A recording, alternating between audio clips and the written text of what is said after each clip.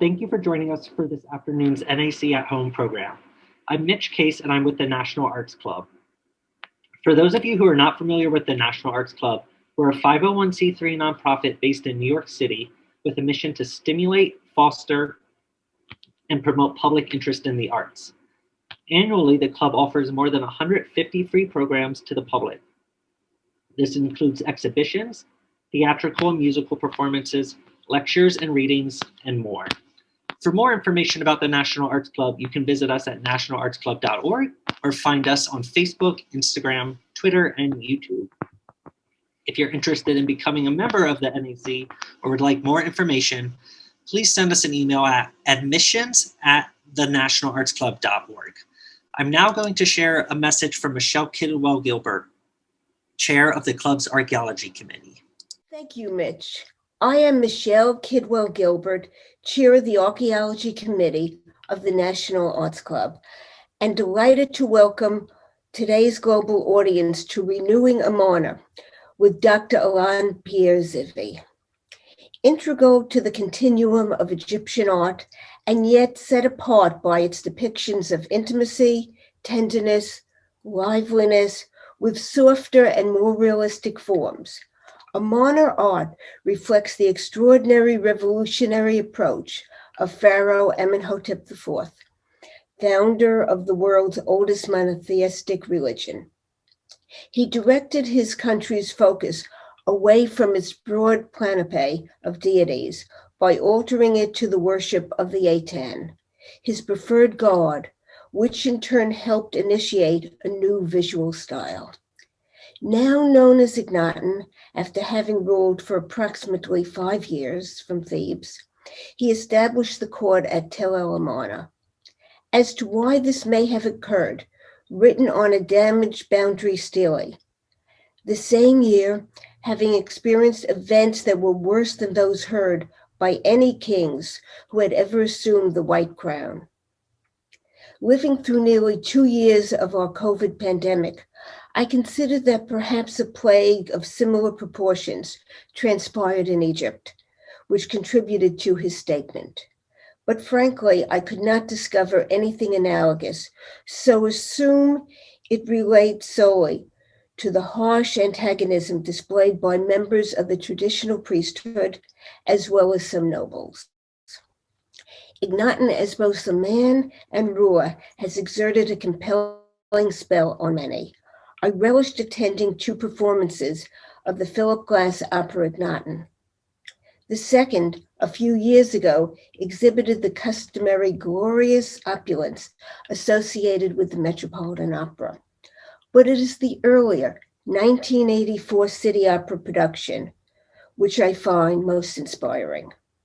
No, not for the music, for I enormously enjoyed both. However, in the former, the stage set and active manipulation of it fascinated me. Near the beginning, in full view of the audience, sandcastles were constructed by singers who at the conclusion destroyed their creations, paralleling in a unique manner what actually occurred at Tel El Amarna. It is my pleasure to present Dr. Alain Zivie, Director of Research Emeritus at the National Center of Scientific Research in Paris, and Chief of the French Archaeological Mission of the Bubasteion at Saqqara, internationally renowned Egyptologist, previously a visiting scholar at Harvard University, and a speaker for the American Research Centers in Egypt. Dr. Zivie, located in Paris today, remotely discusses Amarna, its history and art, in addition to extraordinary excavations in which he participated. Alain, if you please. Good evening. For me, it's now almost evening in Paris. Good evening to all of you, to known and unknown friends and or colleagues, and I heard that there are some few people listening this talk. So thank you for taking your time, and I know that you are not here for me, of course, in spite of the kind words of Michel Kidwell-Gilbert, but you are here for, of course, for Amarna, for Akhenaten, Nefertiti, Tutankhamun, and all the company, and widely for ancient Egypt and for the excitement of searching, exploring in Egypt and discovering. We all share this taste. But also we share, maybe first, I'm sure, we have a taste for, we share for arts and for beauty, because we are, after all, here in the, not really, but it's organized in the frame of the National Arts Club in New York, and with art in the center of the preoccupation. So I hope you will be not disappointed in spite of the technical difficulties. It's never, Zoom is not a perfect thing. And for me, it's I'm not so much accustomed. So let's hope that it will work until the end. And let's go to Amarna. To Amarna, the city of Amarna, not so much, but to Saqqara.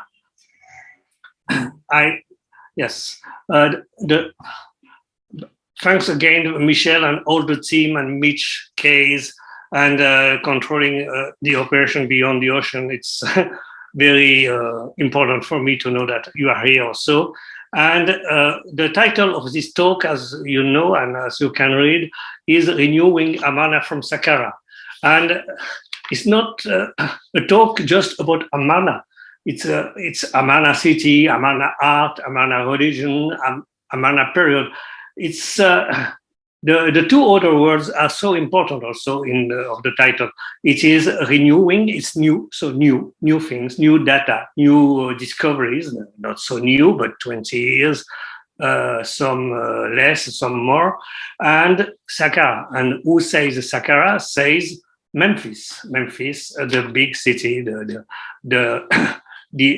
always a capital, if not the capital of Egypt.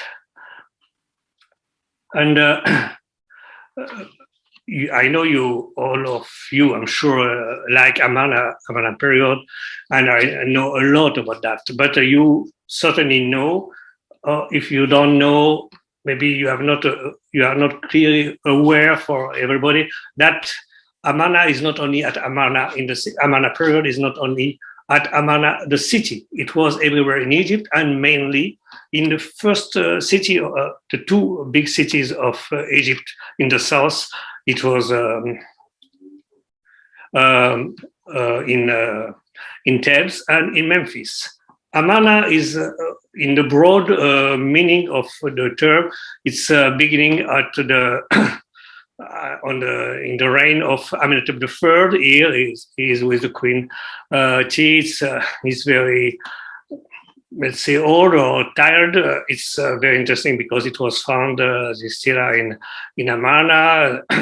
Majority of people think the king was already dead, and you see the son of Aton here. So, but all the story, of course, began under this reign and developed with the reign of the son, the second son. Anyway, the elder son did not reign. Maybe he died early, and it was Amenhotep, who we call the fourth, who became the king. And very soon, very quickly, he began to have a special politics and not a special art, but a special way of representing himself. And it was so important. The art of Akhenaten, of course, as you know, is certainly has a lot to do with the king himself. Here with the Colossi of Karnak. And of course, who says Akhenaten says also Nefertiti. You can see this couple here in the Louvre in Paris. They are so cute, André, and you just want to write and the bottom, just married or something like this. It's I'm not only kidding now. it's terrible, this kind of lecture, because in a real lecture, if people don't laugh, I understand that it's not funny, but now I don't know your reaction. Okay, let's hope that I want to say that if people like so much, appreciate so much this period, are so much interested, it's because they establish everybody a kind of link, personal, with this period and this person. Maybe it's completely wrong, this link, because we don't understand them, we don't know them, but it's important. And for some people, we all know that the approach to Amarna period is, and family is like many people approach the history of the Windsor in United Kingdom or the Grimaldi in Monaco. There is also this kind of interest. What is important, as I said, is to understand that Akhetaten, Tel Amarna here in the middle, just in the middle between Memphis and Thebes, is of course the city, the special city founded by Akhenaten. But the history and the story began in Thebes, began in Memphis, began also certainly in Heliopolis, the city of the sun.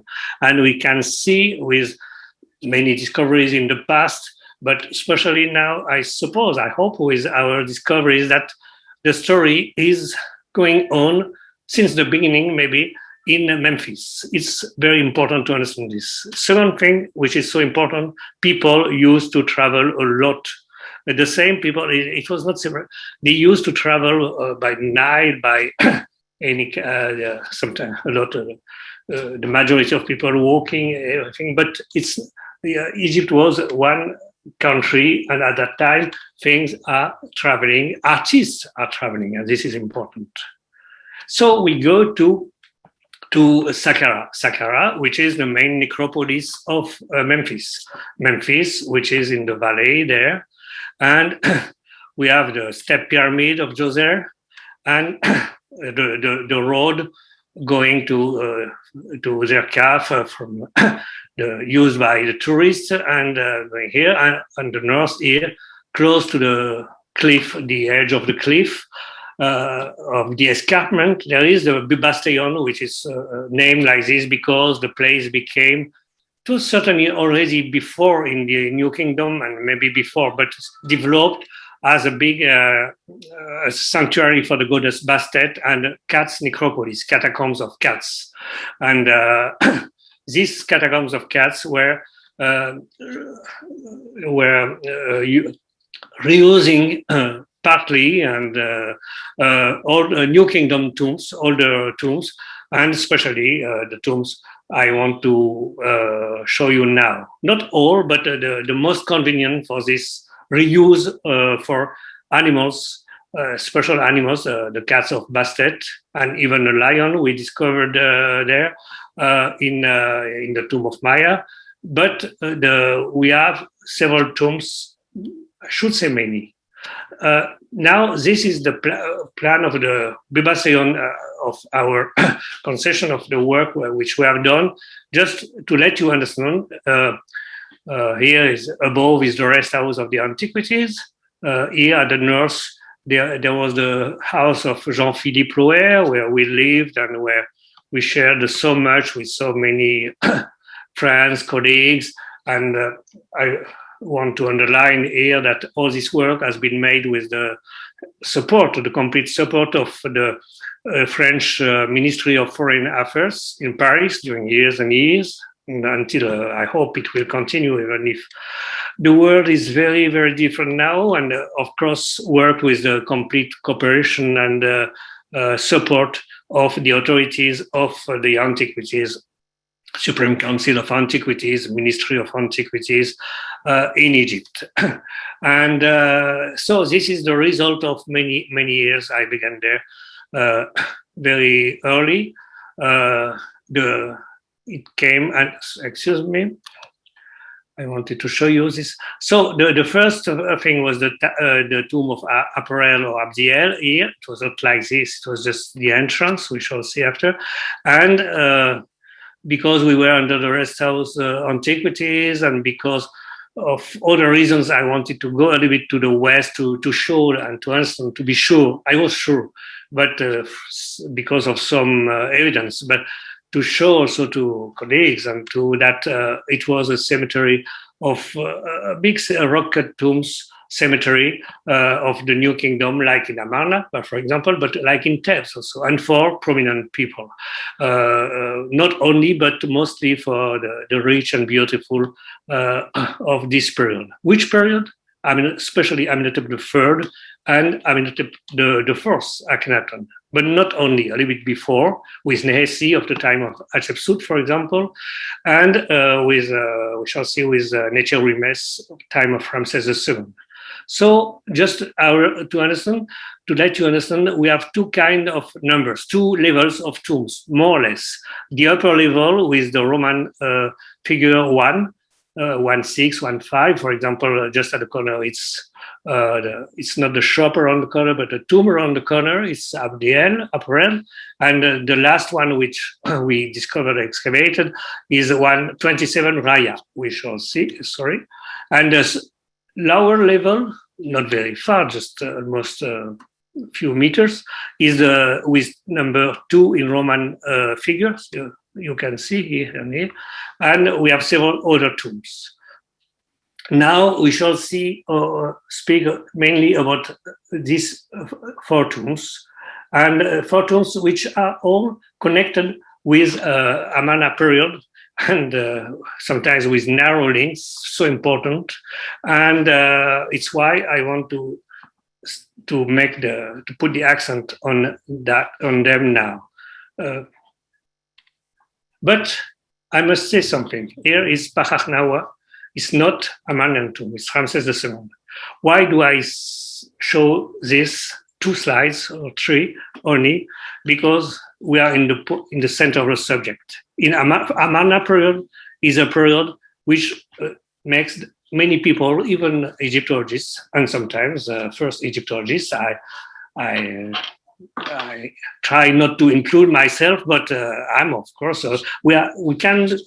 people can get crazy, not mad, but because there is a lot of passion around Amarna, a lot of theory, a lot of why, for different reasons, because it's a special period in the history of New Kingdom, and because of the religion and the cult of Aton, there is a question of the so-called monotheism, which is not a good word for Akhenaton and all this, and there is the beauty, there is Nefertiti, all this.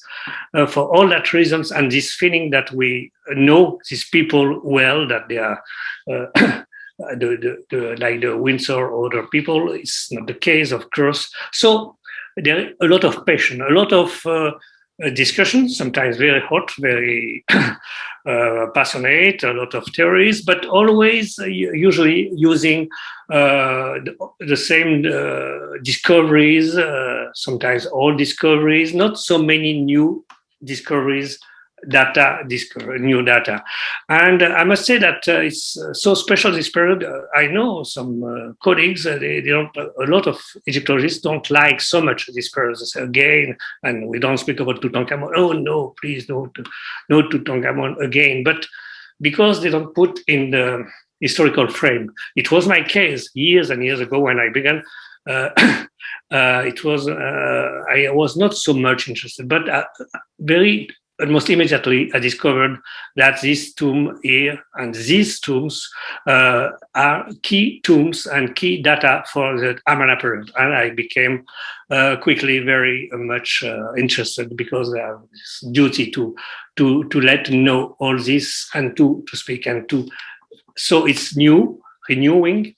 And it's we are not in Amarna, I'm sorry. We are not in Thebes, I'm sorry again. We are in Memphis, in the necropolis of Memphis, and here, where also, and maybe mainly, where the action was. Sorry? So I must show you something. Why this tomb? Because things are very simple when we are not in Amarna. For example, we discovered 20 years ago, more or less, this fantastic tomb, rock cut, half rock cut. You certainly saw the pictures and with the cow hatter chiseled in the rock. It's a long story. I don't speak here about the problems, the risks, the not only the difficulties. It was much more. It was quite an adventure, fantastic adventure, shared with our friends of the field, Egyptians, inspectors, technicians, colleagues, and some workmen who became members of my family. And we discovered this. But discovering even such a fantastic tomb and was not, it's important, but the point is that for me, it's always a history. For example, here, we discovered that there were several inscriptions that the guy, sorry, it's hidden. It's Uputinesu Echaset Nebet. Sorry, I speak Egyptian with the French accent. I'm sure you speak with American accent for many of you. And we are all, in this case, all over the world. We have our own accent, but the meaning is clear. The man was ambassador, let's say royal envoy to every foreign country. And at the time of Ramses II, he was also something, a lot of very important titles, Director of the Treasury of Ramses, so on. So he was, he had the two names or surname. He was Necheruimes, and surname was Pachachnawa or Pachachnu, because we knew him before the discovery of the tomb. We knew him through the Hattusa, the Hittite correspondence.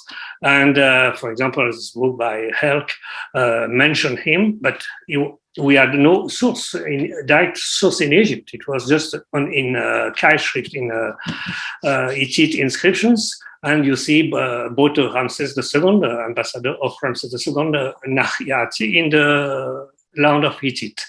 And it took time, some time, and the work began. I shall never forget when I was a fellow at the Metropolitan Museum of Art in New York, and I was working in the department and in the library of the department, and the light came.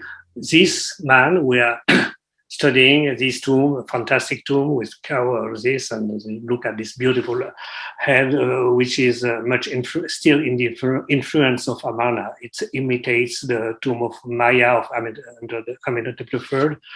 This man was the ambassador Paranawa, and he was the man who introduced to the court of Egypt, who came with all the envoys of Egypt and the Hittites, the text of the treaty between Hittites and Egypt, peace treaty. You see, historical figure, it's fantastic. We identified, it was clear, it was recognized, everything was clear, but it was not Amarna period. Life is easier when it's not Amarna period. Now let's go back to Amarna period, and let's begin with the first tomb, which is here. And because it's so important, because this tomb of April or Abdiel, now we know it is Abdiel. For people interested, they can see. I wrote an article 2 or 3 years ago. We lose the sense of time with this terrible period, must be 3 years ago.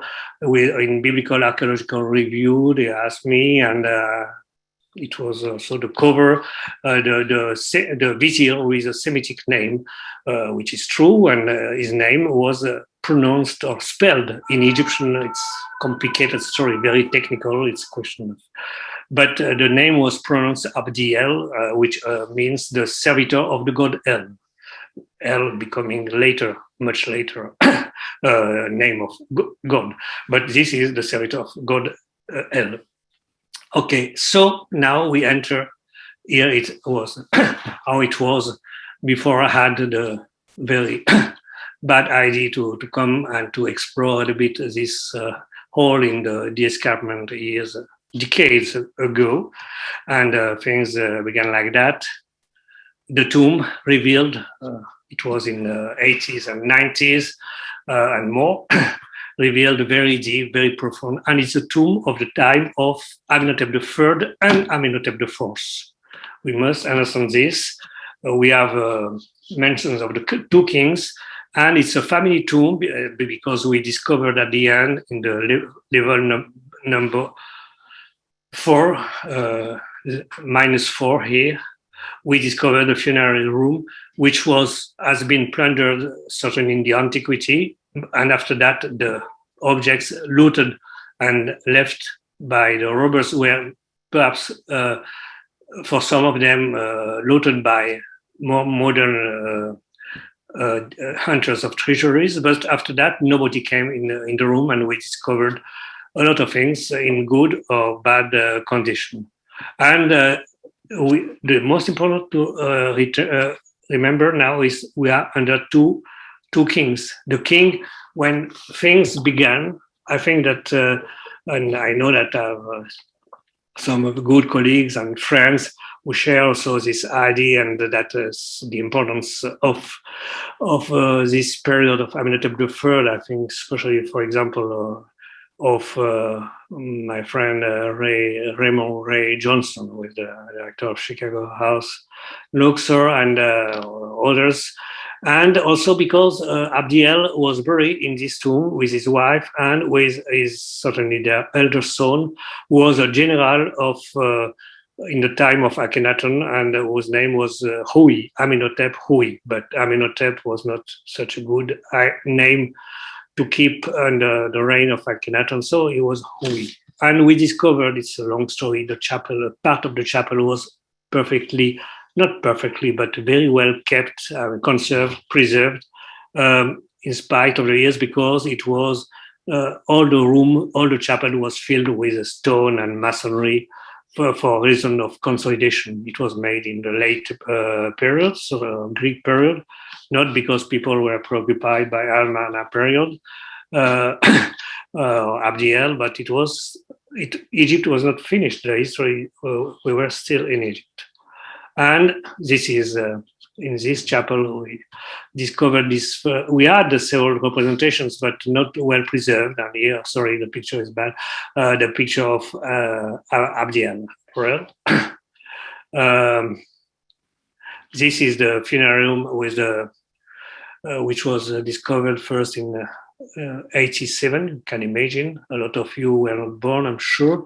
And we entered from here. And a lot of wooden fragments of coffins, a lot of things, but it was like an achievement, a victory, but it was a very bitter victory because it was also a nightmare, and to excavate all that and register, record. But after that, we learned a lot. At first, we have this, for example, a box, offered by the king Amenhotep III and the Queen T, certainly to the vizier Abdiel, and some stamps, clay stamps with the name of Akhenaten, maybe more connected with the funeral objects of the general, the son of Abdiel. Just an example of a very famous it's not a sculpture. It's interesting. What is a sculpture? It's in wood. It was the support of a wig made by a great artist, and the wig was with a long neck. Support of the wig being very important for the wife and for the ladies. I mean, the tomb and the wig is associated with all ideas about love and it's a kind of testimony of revival.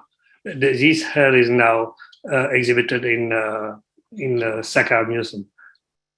Also, Canopics, 3 series of Canopics, 4 Canopics, of course, of the Abdiel. It's written here. This one with the face more or less of Amenhotep III, I think so. The Canopics of the Tauret, Oria, the lady in a fine limestone, beautiful limestone, and the Canopics of Hui, the son. Maybe they are not so much time because it's not inscribed. Also, in very strange conditions inside the coffin, the bitumen was melted with some fires or some the heat, and it took time to discover. This is also exhibited in Cairo Museum normally, in the Cairo Museum, Egyptian Museum. It was very well preserved, a part of the let's say a bandeau. I don't find a word now, around the head of the Abdiel. Maybe something with the crown of justification, something of connected with the funerary ritual. It's beautiful with the maybe the sign Jehu, the sign for the voice, or Nefer, but maybe Jehu, and beautiful beads. Each person here in this tomb there had 3 coffins. This I know. Maybe some people already heard. It's very strange for me, because I like when I give lectures, especially in English, because sometimes words are missing. I don't know the word, so I try to find a word, and there are always several people in the room or in the hall who tries to help me here. I don't know. Yeah, it's you feel very lonely when you speak like this, but it's due to the virus. Thank you to the corona, and what to do. And so I was saying that it's so interesting. Is it? We could reconstitute the coffins, the covers, the lids, partly sometimes very well preserved, of 9 coffins, and because the vizier, the wife, and the general Hui. I like to stress the fact that we can compare with Yuya and Tuya, the parents of the Queen T. The tomb was discovered by Davis in Valley of the Kings. And Tuya, the mother of T, had the 2 coffins. Yuya, the husband, had the 3. He had several titles like Abdiel, and but the wife had only 2 coffins, and Madame Abdiel had 3. And what coffins? Like this one, of course, not everything. This is the inner coffin. We also discovered the once upon a time mummies. There are more skeletons, but it's very important, also very interesting.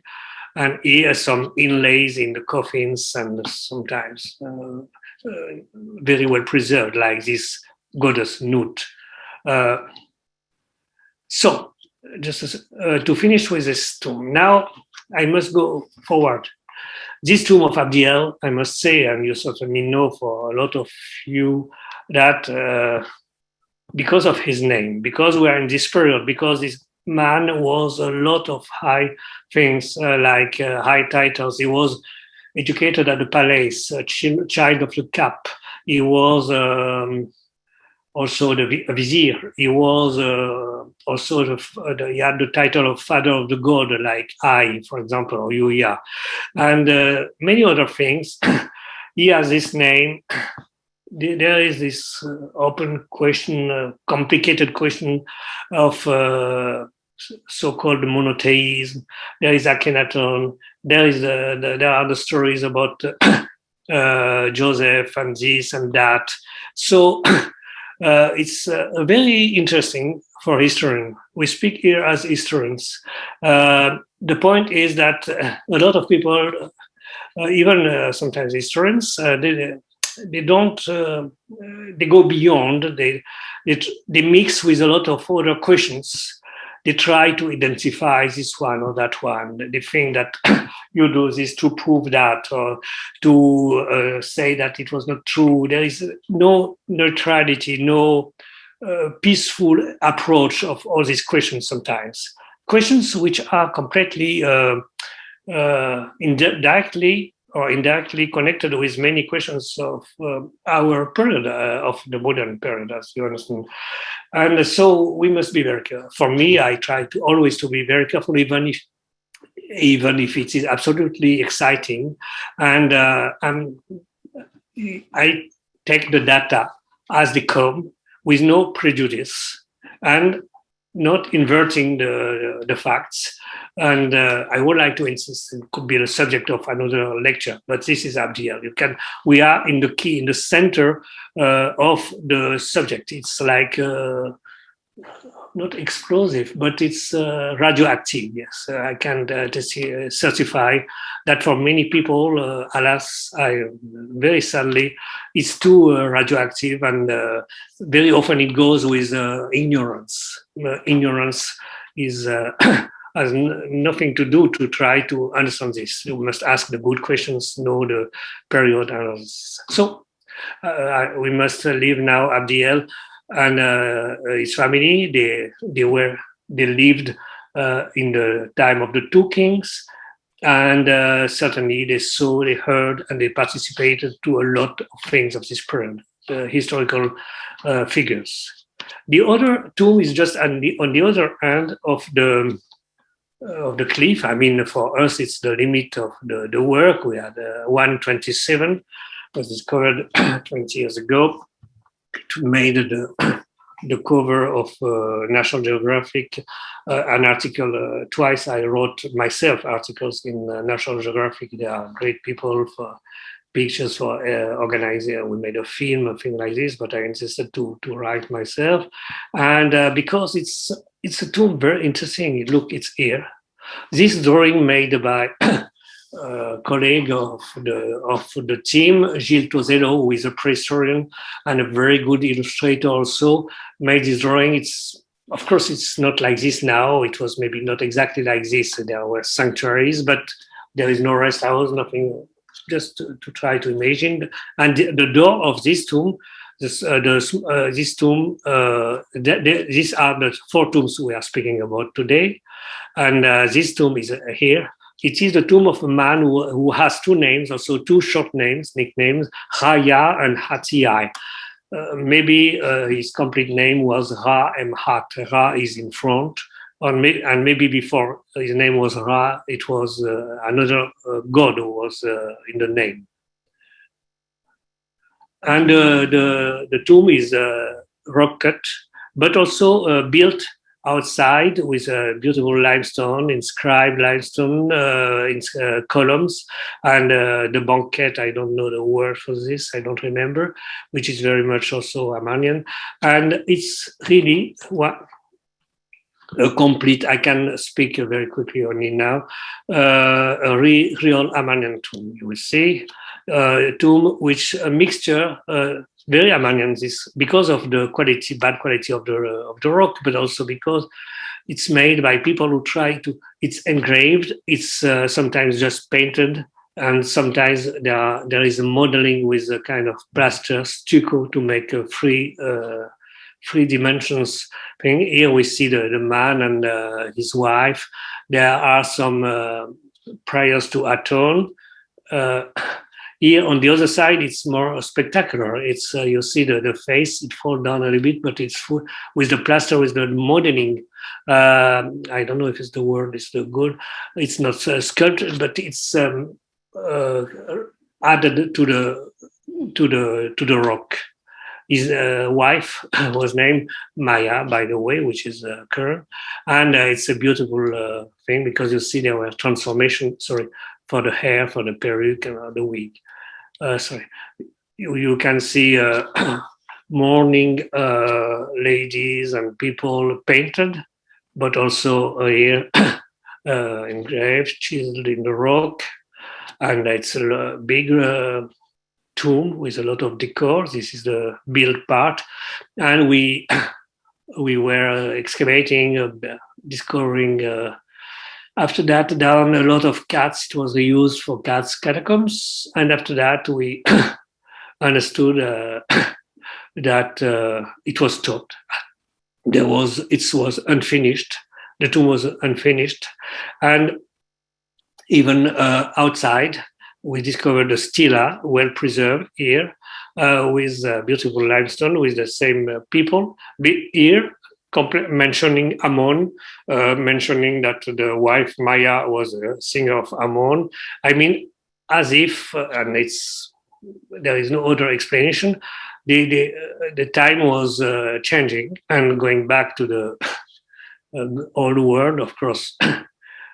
Nobody goes back to the old world, even in Egypt, but they tried to forget, this crisis, this difficult period, I mean the end of Akhenaten, and it was not enough because this stela is unfinished. His subtitles are painted only, and after that, just not finished. And we can very well imagine, as it happens sometimes in Egypt, in museums or even in tombs for the work, some guards entered in the tomb when people were working and clap in the hands like this, saying, "Okay, everybody out." It's finished. And it was closed, forgotten, and we can see history in this. It's a very amazing. What is also amazing is the style. Of course, it's Amarna. We have mentions of Akhenaten, of Nefertiti, of Aton, and other gods, and we have this kind of representations. You can see the man here at the entrance of the gallery and the stair. He has, of course, the silhouette, the shape of very Amarnian of the king with legs and thighs. And you can see very well it's absolutely very characteristic. And in the same time, it's very impressive. And I forgot to tell you, this is another pillar. This man was what? I didn't forget, but I wanted to keep for the end. It's so interesting. This man was a scribe of it's not written here, it's written that is scribe of, there is this modern inscription, you are now sharing your screen, okay, but he was scribe of the Per Aton, of the temple of Aton, Akhetaten. Akhetaten, not Akhetaten, the city of Amarna, certainly not, because in other places, it's written complete.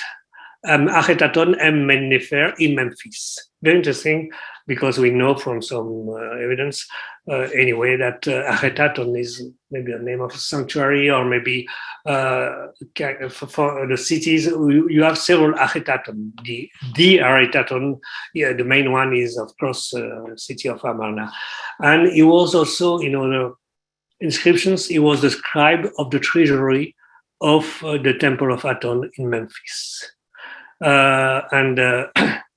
We call money. It was money. It was gold, and is the nerve of the war. We say in French in 18th century.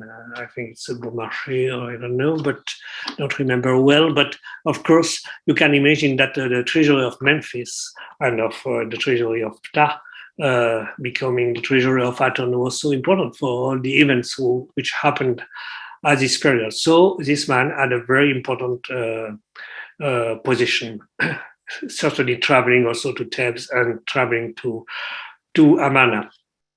And we can have an idea, maybe he was certainly known before with another name, and he survived all these events, and maybe we could have an idea of under which name, but this is not sure. And I don't like to share the screen, okay, but not to share theories when they are not very solid, very firm. So this is Raya Atiai.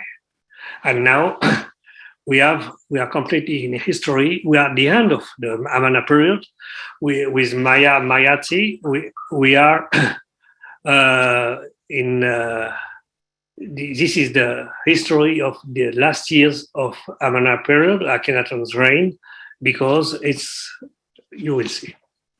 It's just very close. As you see, we have two tombs, a small one, we shall see it after, and this big one, bigger than Abdiel, a very famous person now, unknown before.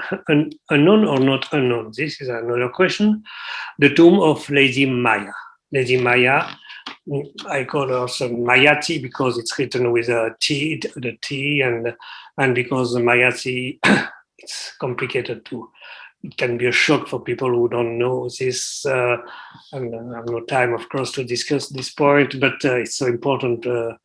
Maya was presented as the Menat Nesu of the king. Menat Nesu means, for many people, they say it's the nanny, it's the wet nurse. It's so cute. We had the kitties, and after that, we have also the nannies. It's very cute, but it's not this. She was the foster mother of the king. It was something ritual, so important. Men could have more or less the same title. Just to explain to you. And here it's a very special foster mother because she has no family, she has no child who shared the milk with the young prince. She seems to come from nowhere. And she came from the sun. And the first 10 minutes we entered the tomb, we discovered this scene with high people. Certainly now we can think there are 6, in fact, hailing to the king, certainly I and Horemheb, or the contrary, and other generals and other people. And we saw this beautiful, the scene, which is the title of the talk, Tutankhamun and the lady Maya, with the lion. It's no more Aton, but it's a memory of Aton, full of meanings above both of them. We shall speak about, and a huge tomb collapsed partly. We had with a lot of masonry inside, so impossible to access somewhere else. But we removed things simple, but such a huge work with the help also of the French companies who made the metro and other subterranean work in Cairo, in Egypt also, that gave great support. And yeah, we discovered, for example, this pillar. It was hidden. So I was explaining this. I was completely lost to reopen, but it works now. It's the connection which is not good. In this text, the Maya is coming to Osiris, the dead king, and she speaks about the king Tutankhamun. It's written here. There is a cartouche. Tutankhamun, our little Horus. Horus is our son, and I did as you wanted, you, the king, Osiris, for our little Horus, for our son. It's very important to understand the importance of this tomb and of this lady. It's not just the wet nurse. Excuse me. Yes. Because as you can see here, now we can come to this scene, and it's so long to explain. It needs 2 or 3 hours, and it's so surprising. I know for people who don't know, I wrote recently in the Netherlands an article from Maya to Meritaton. There is this lady was not the winners, but we were at a period when things were impossible to mention. Tutankhamun was the son of Akhetaten, certainly, but everybody of the family was condemned to oblivion. It was a period just to forget, and things were changing each day, and there was a struggle for power. But before Tutankhamun, there was a lady on the throne, we know, and it was certainly Maya, Meritaton, Maya, and this some French Egyptologists who just passed away recently, Jean-Claude Goyon, was a great Egyptologist, years ago, before the discovery, wrote somewhere, I remember, that perhaps Meritaton was buried in Memphis, and it's right, we discovered this tomb, and I can explain. I have a lot of arguments for that. I know that it's so incredible, but the tomb was empty. I mean, we discovered the lions, a lot of later human burials, a lot of cats, but no Maya, nothing, just a fragment of Canopic outside. We don't know what happened. What you can see on this picture, which is fantastic due to the photograph of the mission, Patrick Chapuis, who also, alas, passed a few months ago indirectly because of the virus. He couldn't be on the good time, just for he was sick, and it's terrible. He made these fantastic pictures, for example, and you can see the link, the even family link. I mean, the chin and a lot of little details, which say things not underlining it because of politics. Politics is the key, and because of difficult time, precarious time. And we can go forward now quickly, sorry. Here you have the scene with the drawing reconstitution by a wonderful artist who works with us, who has worked for several tombs, whom I discovered was commanded by in the Metropolitan Museum of Art. You certainly know him. He also lives in England for many years now. It's Will Schenk. He made his work for several tombs. Here we can see the 6 people I mentioned, and we can see this scene, which is, you will understand, the king is sitting on the knees of the Maya, and on the Sematawi, the union of the two lands. So it is a symbol of kingship. But she is sitting on the throne, and she transmits the throne. She was the regent of and you have 6 persons, I remember, and others, but only 6. So I guessed, I thought before that there were certainly on the other side 6 others, and there were 12, like in the tomb of Tutankhamun, the 12 high people of the kingdom.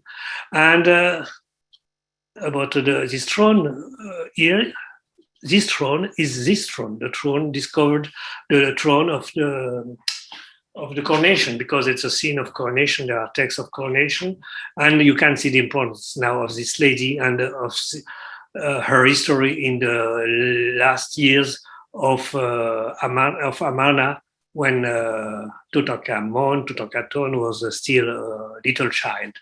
Here, it is the same throne, and you can recognize it here also with no arm. It's nothing for the arms here on the side, but the chair the real chair is the one discovered by Howard Carter. We are in the middle of history. On the other side, several years later, we wanted to know more about the room. We thought it was destroyed, removed a lot of masonry. And we had a big surprise to discover here still the rock, in situ, not destroyed, with 12 people here hailing somebody. 12, the 12 I suppose they were. You can recognize, according to the position, the 2 generals, I and Oremel. You can recognize the 2 viziers with bald hair, the high priest of Ta. We know this kind of scene, like in Trauer relief in Berlin and other places. So it's here. And what we have here, we also discovered with the colors fragments of the scene on this wall. It was in a shaft with Amaya saluting the beautiful, she's the beautiful sovereign of Tutankhamun, here.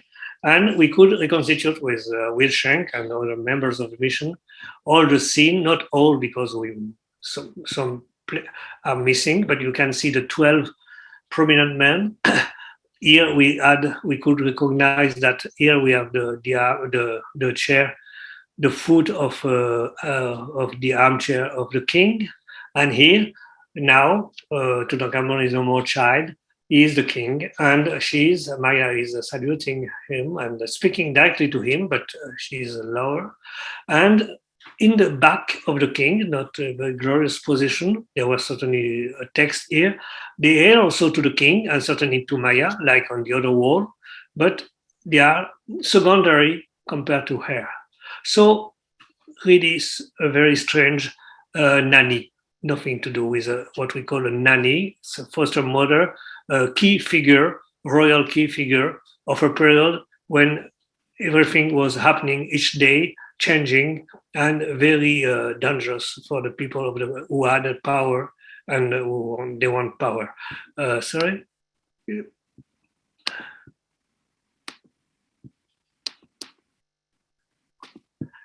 Just to finish with this tomb, we have something else I want to underline, is this beautiful and so Amarna representation, not of a nude because she has a garment, but even if it disappeared, with the mark of the maternity. And in this tomb, we can see with Maya Meritaton, there, as it was all very often the case of course, in antiquities and in ancient societies and in New Kingdom. And here we have a mixture. There is no separation between Hathor and Isis, between it's called love and maternity. And I say that because, yes, for example, this fantastic sculpture, it's exactly like in 3 dimensions. It's like the relief we saw. It is in the Louvre. Usually it's it's described as being Nefertiti. It can be, but it can be also Meritaton, certainly in that case, Maya. And it recalls, of course, in the tomb of the king in Amarna, tomb of Akhenaten, there are the two series of small rooms with the death of the princess Akhetaten, maybe giving birth to babies. It's not sure what happened exactly. And a so-called nurse, anyway, presenting a little baby, could be certainly Tutankhamun, and this could be also Maya, but going out from the funeral room of Akhetaten, or something parallel to the story of Akhetaten. So we are, once more, what I want to underline, in the heart of the subject. And to understand better, this is the fragment of the Canopic, and the fragment of Canopic shows that Maya was not only Menat Nesu of the king, but here it is written, but she was Menat Nesu. She was the great of the harem, Weret Chenechit, and which is a very important title. And she was at the head of the department of the harem and all this. She had also people working for her. We know from the tomb she had storerooms and a lot of things, and she had a very important position at the palace. And we come now to the small tomb, which was discovered. They were discovered the same day, both, and they have something to do together, you will see. And certainly Maya preserved this small tomb, because this was not exactly a rich and beautiful. It was, can you imagine? Sorry. This small tomb belonged to, to a man, I should say, just an artist, and not any artist, really prominent artist who made for himself a part of the tomb. I mean, here you can see what in this tomb, small chapel, you have here carved scene, and here you have painted scene by the same man, a man of great talent, and he made these 3 walls, and these 3 walls here I developed. This is the same card. He's with his father. His father is there going to Osiris, drawing by William Schenck. His father, and he's here with the palette of a painter still living, and both of them were chief of the scribes of the Seshked, Imiro Seshked, director of the Seshked. I don't like to translate by the scribe of the contour of the lines or something like this. I prefer, or just not a painter, it's dessinateur. Sorry, I don't find a word now. But I prefer artists. You will understand why. Because look at the 3 walls. I put them here as a triptych. It's a masterpiece. It's a masterpiece. I'm sorry for being enthusiastic, but really masterpiece, not only for this time and for Egypt, but for history of art and painting, because it's full of, I could speak many long time about this. Don't worry, it's almost finished. But here we have time passing by. The father, he was chief of the Seshked Emset Maat, which is now after that, which was there in Medina in the time of the 19th dynasty, and they made the royal tombs, as you know, but they also work in other places. And here, the son is here with his wife.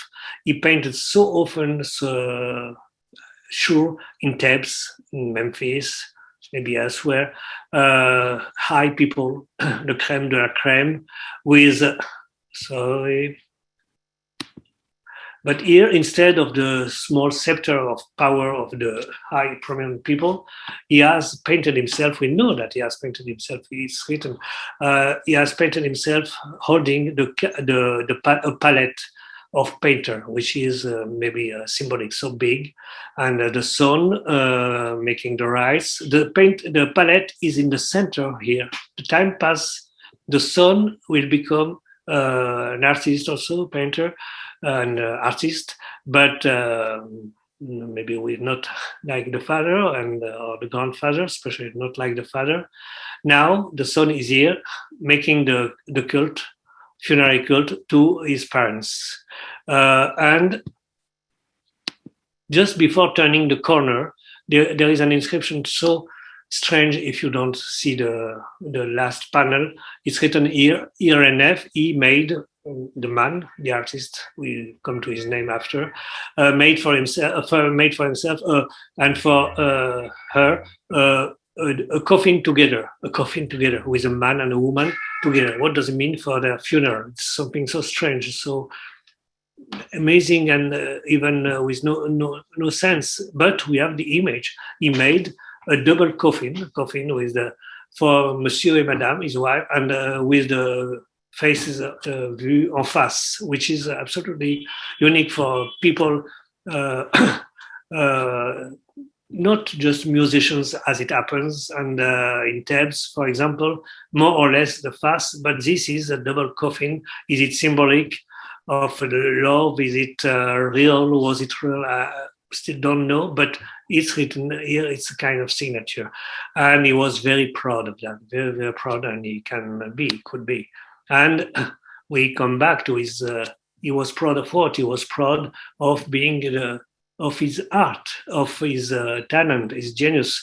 He had this palette of painter with the name of Amenhotep III and a lot of colors. Maybe this palette didn't exist because it's one cubit. It became just a symbol of his strength, of his force in the center of the triptych. And what we see also in this tomb, for example, here in the Sailing, but in other places, names began to change. He made himself corrections, and we have here Aton.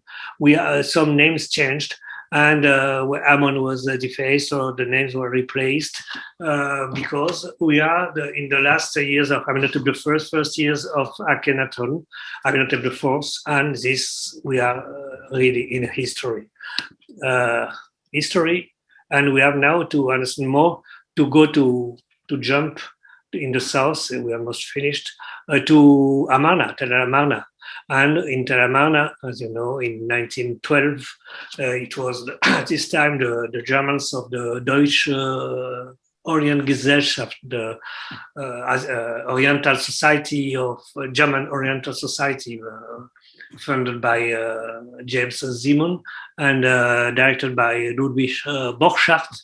And they worked in this place, many other places, and they discovered a workshop with a fantastic, a lot of discoveries, a lot of rooms, and a lot of molds, elements of not really statues, but also many modeling. And also they discovered a very famous piece, of course.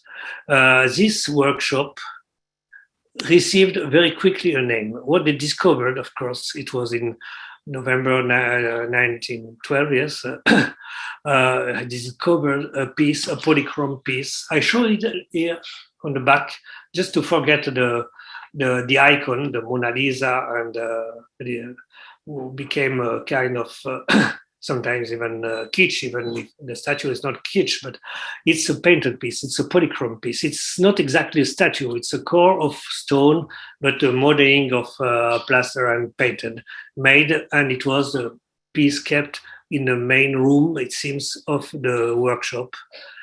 A piece which was made as a kind of challenge for great artists, because at this time, with the representation in world representations like this, Nefertiti was like this. Of course, the crown was not like this. The modus is just a modus, but everything for some artistic, religious reasons and all that was elongated, as you know. And this man certainly tried to make something which is impossible, because especially because it was so difficult to make something not falling down in the back with this fragile and long neck, prodige of equilibrium. It's this Nefertiti, this bust of Nefertiti is really a piece completely extraordinary.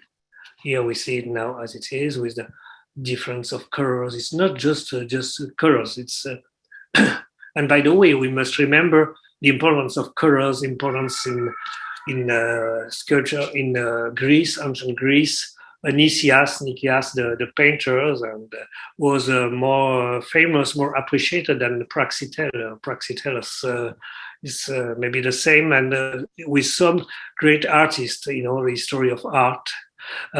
Sometimes they can master different the techniques, approach. We can think of the author of this buster was called sometimes the unknown. Some paintings of in Thebes were made by I remember Ariel Kolslov spoke about the unknown Michelangelo of Egypt. Who was the unknown Michelangelo of Egypt? This is how Egyptologists and people who work sometimes very quickly.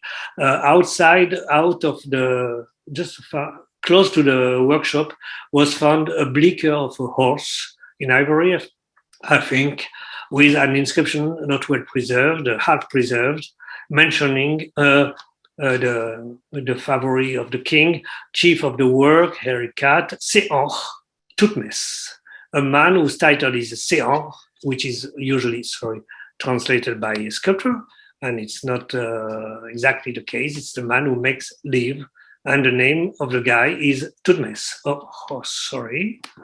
Tutmes or Tutmose, as you like. And very quickly, too quickly in a way, it became the name of the author of Nefertiti. Why? Because if there is a blicker, there was a horse, certainly with two blickers, two eyes, perhaps, and certainly two horses for a team.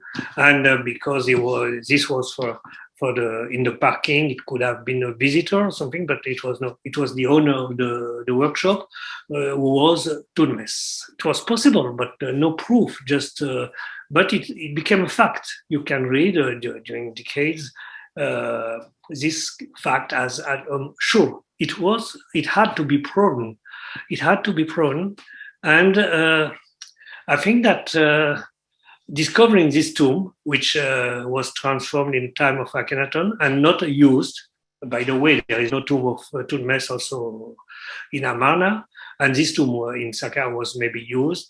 Certainly, this artist came from Settlement in Thebes to Memphis, to Saqqara, with the prince, the elder brother of Akhenaton, who made the Serapeum and opened the Serapeum, made big works in Saqqara, in Memphis.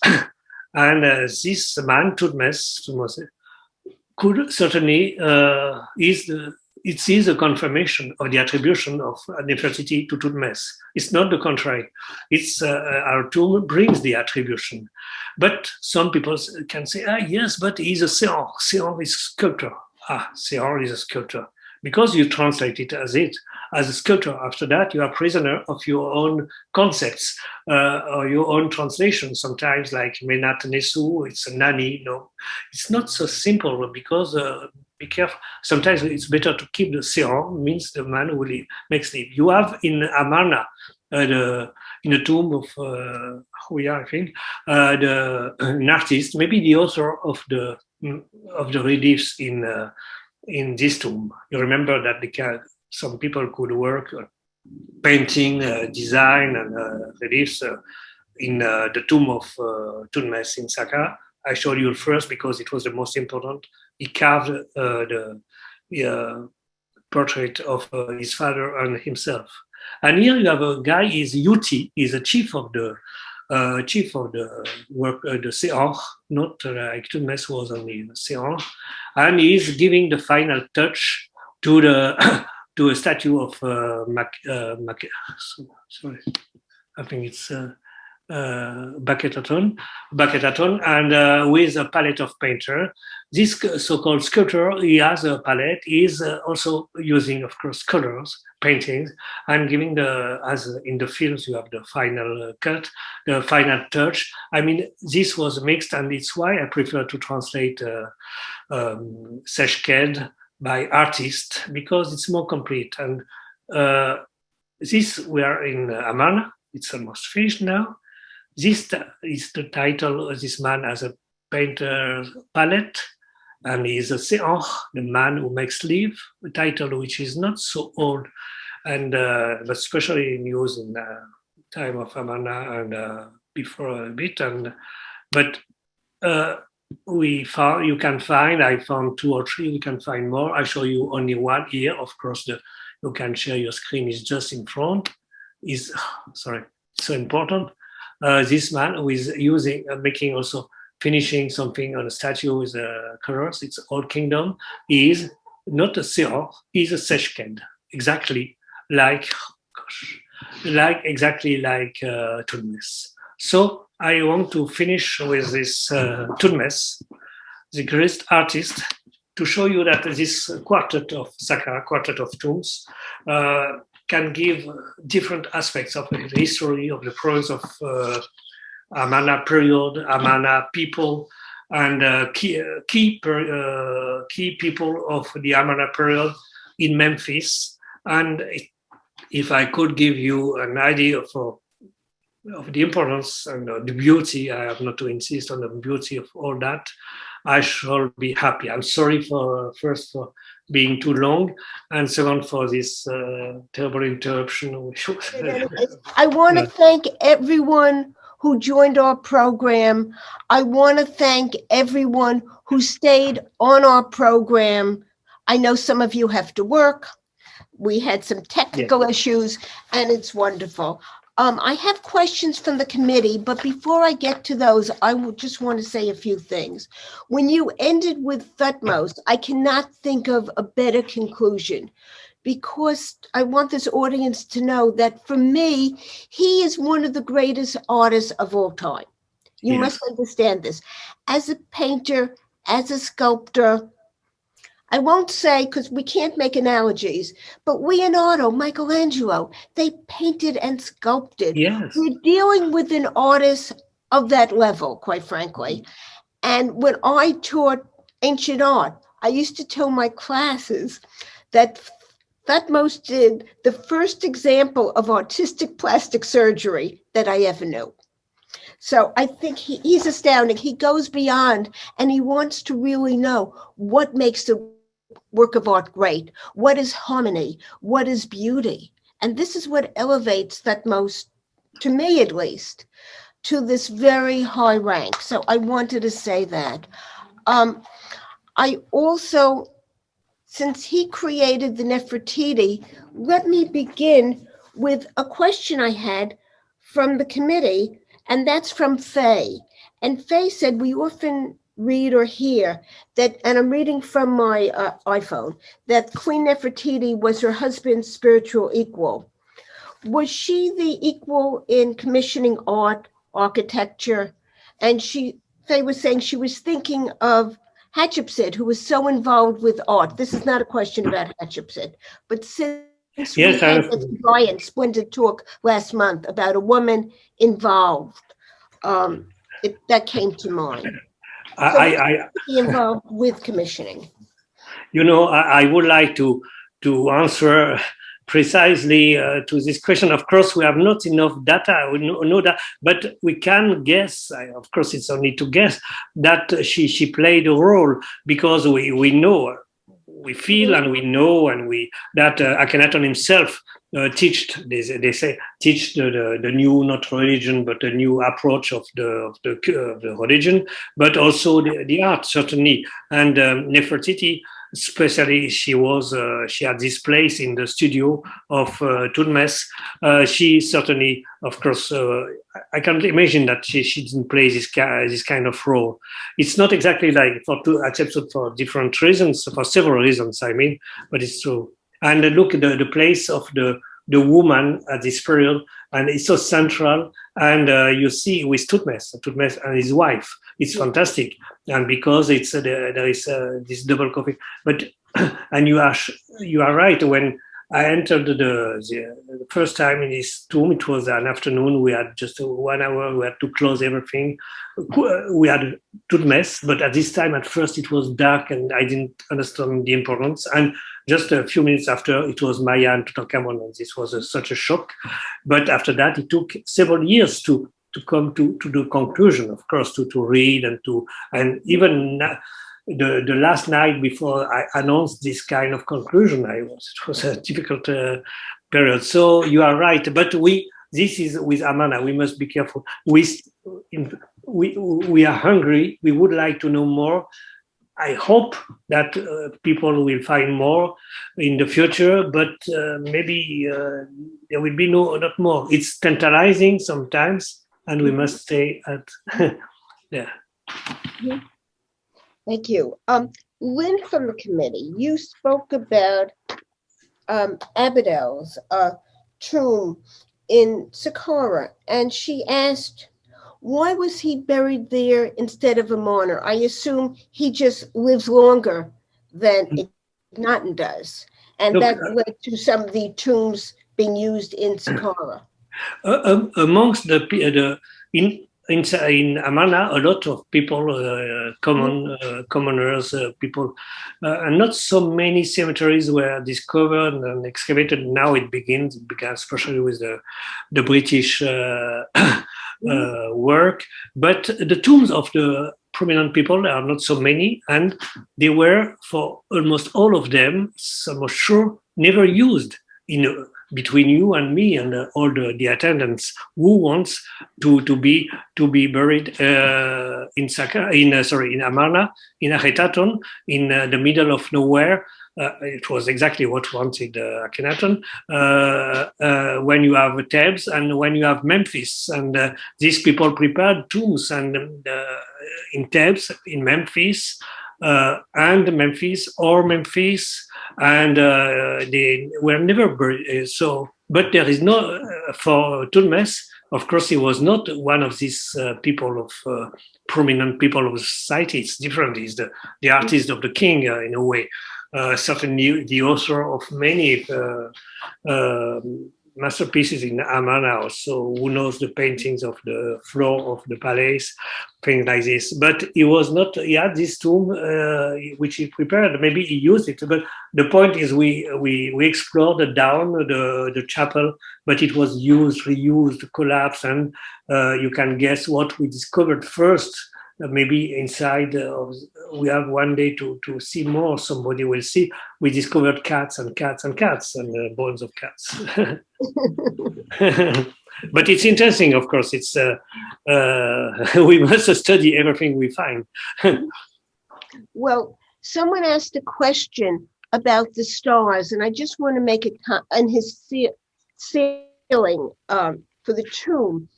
And that is, and you also mentioned, I'm very sorry to learn that Jean-Claude Gauvin died. Yeah.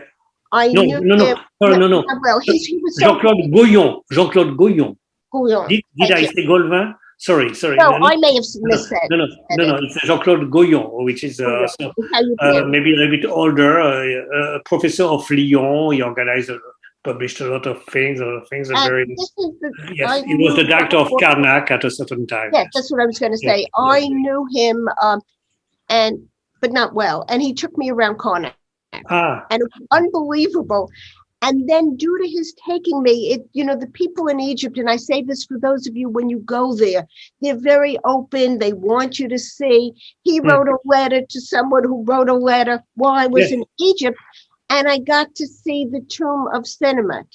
And that had an astrological ceiling with a lot of stars and designs. So now, which brings us back to the question about the stars in the tomb. The stars, yes. Abdiel. Yes. Yes. Hello? Yes, I'm still here. Okay. Because we did have a question about that. Was that the stars typical, not typical at times? But excuse me, which stars do you mean? You were talking I will mispronounce it and I regret that, but Abdiel's tomb in Saqqara. Yes. And it doesn't look like, and someone asked, it doesn't look like the usual star pattern. Was there an Amarna style for ceiling decorations? You mean in which tomb? In the tomb of Abdiel in Saqqara. Abdiel? Yes. It's in a way, it's not so what we call Armenian, even if there are details. It began, the decoration certainly began under Amenhotep III and was finished by two other sons of Abdiel.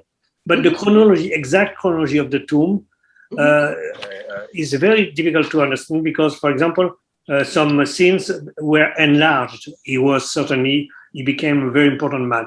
He died certainly too early, but at a certain time, he was a certainly chief of charioteer also. He could have be on the list to become of candidates to be pharaoh like I and Horemheb certainly. But he died probably too early for that. I mean, which is pretty old because according to the anthropologists who studied all the skeletons, Abdiel died at least at 50 or a little bit more. I want to do two other questions about tombs before I go back to my final committee question. And someone asked, is it possible that older tombs are buried underneath those we're seeing? And I think in terms of Brian Rose, who's lectured for us many times at the club and is a former president of the Archaeological Institute of America. And Brian said that archaeology is about destruction in part because you have to destroy certain levels to get to the underlevels.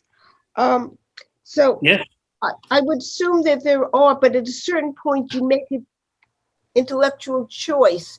You don't want to go down any further. Is that true? Yes, it's true. I mean, it's terrible because you touch a point. Of course, we have to keep the scientific, of course, the scientific speed, which is very slow. We have to take in account, of course, the means, the funding, which is so important, and sometimes very often and more now not enough. We have also we work in complete association with our Egyptian colleagues of the antiquities, and we must be careful for the preservation. We have conservators because everything is so fragile. We must take care of also everything is well preserved because of the robbers. A lot of things. So of course we go slowly, and we have not finished. We cannot finish some part, and sometimes also it was so dangerous, almost collapsed. So it took a few years before we wanted to know more, and who could guess that we could discover complete walls, decorated walls in Maya's or Abdiel's tombs behind the masonry. Thank you. Thank you. These questions are fabulous, by the way. I'm sorry if we can't get to all of them, but the entire chat will be sent to Alain. At what point in the good. I shall receive the questions? You shall. And I want copies of your answers. Oh. At what point in their reign did pharaohs order the building of their tombs? Were they sometimes just created because they would be used eventually? And we know even, and I'm going to just add to this question, King Tut was buried in a tomb that was planned for someone else. Yes, yes. It happens. So when did pharaohs begin their tombs? People usually think that pharaohs began their tombs when they became pharaohs, and maybe before they, as princes, if they were supposed to become king or not, perhaps the family already, I mean, the engineers already began. But anyway, they began very, very early. Yes, certainly. Yes. But sometimes in the case of Akhetaten, it's very special with this moving. He was certainly buried first in his tomb in Amarna, of course. Mm-hmm. Okay, thank you. And this is the last committee question, and then we'll go back to some other questions as long as we have time. After the downfall of Akhetaten, did the Egyptians totally revert back to their old, stiffer, formal styles? Or was the art permanently changed by the Amarna? No, it's a very clear, clearer and clearer now with all the studies and new discoveries that if something remained from this period and this king and the artist, it's true that it was not forgotten. After, it was not exactly like before. We have several examples. Anyway, during the reign of Akhenaton, there was an evolution. Sometimes the figures were so, what we call exaggerated. It's not a good word, but sometimes more classic. But a lot of details, the approach more, not with the mannerism, but sense of detail, sense of nature, and things like this. It's sure that it survived, and especially in Memphis, yes. But in Memphis, to understand better, we must understand that somebody like Moses, he was walking in the tombs of the cemetery, certainly like other artists, to find inspiration in the big, in the good works of, work of the artists of the Old Kingdom. We were so good, and so people, their models were always in the past, and after that they became certainly themselves models. Mm-hmm. Okay. I had a question which was directed to me about the Future Club programs from someone, and again, Alain, we've gotten so many compliments of your program, and people wrote, "Don't be discouraged by the technical issues." No. The internet, considering what an archaeologist has to go through, this is minor. We go through unfortunately. As you said, a building can collapse on you. And one day we will do it really, and we will meet in Paris, and also I hope to visit the National Arts Club in Gramercy Park, and that's, Yeah, because Alain and I have seen each other in New York also. Yes. Okay, someone asked, are the programs going to be on Zoom, our club programs in the future? I have no idea. Just so you know, we had a meeting of the arts committee chairs, and we all want them to be on Zoom, but this is out of my control. I think some programs will be. I have one Zoom program that I know in December, and sometimes an organization like the American Research Center in Egypt or the American School of Classical Studies at Athens, which I co-sponsor, they may put it on Zoom. So there may be a way to watch it. I'm hopeful that things will be ultimately more accessible for the audience. So I thank you for that. And since I mentioned we're going to do a joint program about King Tut, there was a question about his physical disabilities. And I seem to recall reading an article by Salima Ikran, who's spoken for us twice, about some of King Tut's canes. Does any of the art from the tomb of Meyer suggest that he was disabled? No, we cannot say that, and he's so I cannot say beautiful. I mean, when he's a child, or on the other side, we have only fragments on the other side, on the other wall. I mean, it's a kind of perfection, of course. But of course, it's not. Nothing is in the tomb of Maya. History is everywhere. Hidden things are everywhere. It was evident for many people at this time, but at the same time, things are a little bit idealized and hidden. So we don't know, but according to the body of Tutankhamun, according to the number of sticks that he used and some other things, he seemed to have it has been studied well in the time of by Zahiawas and his team, when there was the DNA and all this. Now, if he died because he fall down from the chariot or things like this is I don't know.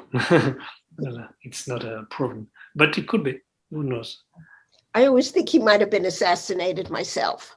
That too many wounds for a ruler, especially going back to the Akhetaten on the throne chair. But that's a different issue. We have some technical questions now. What does the blue skin color mean? I'm thinking of Egyptian blue. That a comment that the eyes and the eyebrows are so well preserved.